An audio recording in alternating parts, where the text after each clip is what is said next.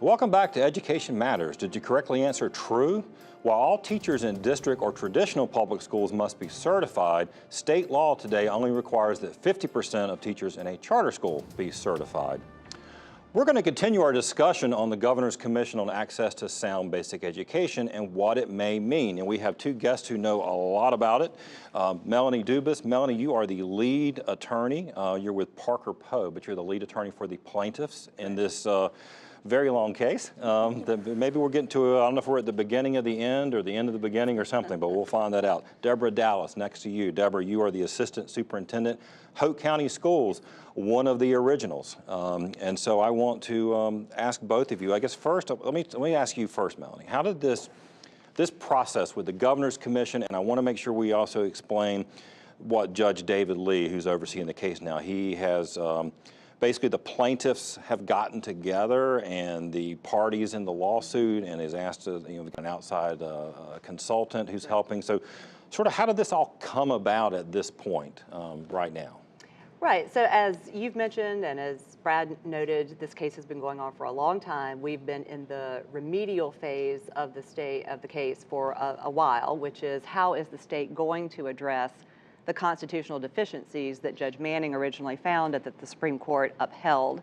And after a number of years, the parties have come to realize that, and interestingly, Judge Manning wrote this in his final trial decision, they've come to realize that one of the reasons that children are not uniformly being provided the opportunity for a sound basic education is the lack of a coordinated statewide educational effort to address the needs of at-risk children. And Judge Manning saw that back in the early 2000s, and we've come to realize that it's that statewide, coordinated, comprehensive remedy that's ultimately going to bring to bear the fruits of this case. And so, because really what's been happening over the years with Judge Manning was, it wasn't so much putting a plan together, it was really the state kept coming in and saying, we're doing it, right? I mean, wasn't that part, I mean, it really wasn't creating a plan, it was really trying to prove that we didn't need one. Correct. It was the state coming in and showing the efforts that the state had put into place. And in all fairness, we did make some progress in the early 2000s and up until the recession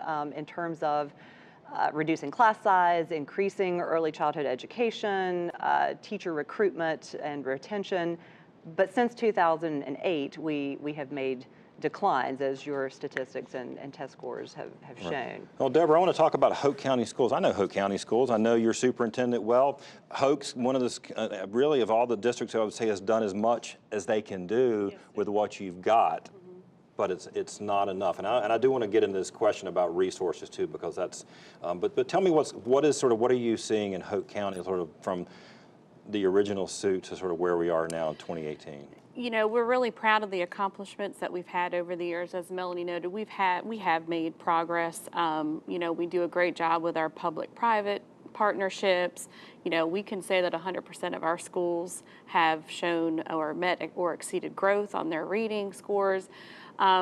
But at the end of the day, we are still experiencing a lot of the same challenges that were brought forth in that original case. Due to even though we're taxed at a higher rate, we just don't have the ability to generate the revenue. So our per pupil expenditure does remain in the bottom 5. So we have a hard time with the resources providing our students for what they need and they deserve. And what does that look like? When we talk about, look, sometimes I hear folks, they get tired of hearing education advocates saying we need more money, right, but right. Per pupil spending, bottom 5, what does that show up like in a classroom and in the school? Right, well, without that funding, we have a hard time making sure that we have technology in our students' hands, which is extremely important now. Even professional learning for our teachers and our principals, making sure that our students who are at risk have those intervention services, that's additional personnel, it's support teams for our at-risk students in special ed. So it really, it takes away that ability to have that coordinated system in a school to provide for those students. Right. Now, Melanie, and I think from our viewers, we got some very sophisticated viewers that know these things. But the key elements of the court rulings that we need a competent certified teacher in every classroom, a competent, effective leader, adequate resources. Are they still the same, really sort of key three legs of the stool? Those are still the same three legs of the stool, and Judge Manning also talked about a fourth leg of the stool, if you will, and that is an accountability system to measure whether we're making progress in those other three areas. And so those are the three areas that the court-appointed expert, the expert who's going to advise the court on what a statewide coordinated plan looks like, those are the three areas that the consultants are focusing on, and those are the areas that the Governor's Commission is focusing on as well. All right, well, you're an attorney. I got a question for you. Let's fast forward ahead. All right. The plaintiffs agree on a plan. Yep. You've got a plan. You take it to the Governor's Commission. The Commission endorses it and says, this is what we need. We are missing this, this, and this, and so the state needs to do this.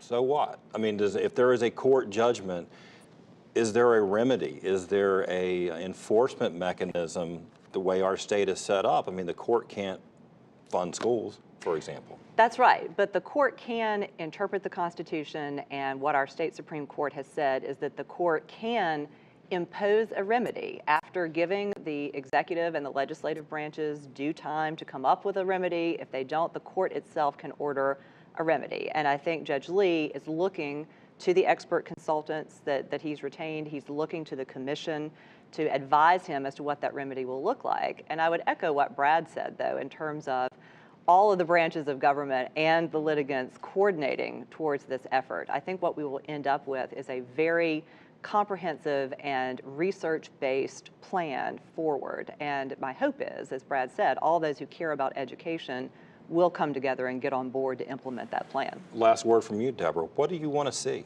What do you want to see for your students in Hoke County? You know, we want to see that they truly have access to that basic sound education. We want to make sure that our students have the same resources that students in wealthier districts would have. We want them to be on that equal playing field. We want them to have opportunity. We want them to have those extended learning opportunities. We want them to have what their right is. We want them to have what every other child should have. Yeah, and growing up, and I have people in Eastern North Carolina, and where I grew up. I mean, it's the things you're talking about. It's almost like the things you don't see, right? It's like you and sometimes you don't even know. Maybe a family doesn't recognize how much more somebody else should be available, right? And I think the worrying thing is that the gap between the higher wealth districts and the lower wealth, it's widening.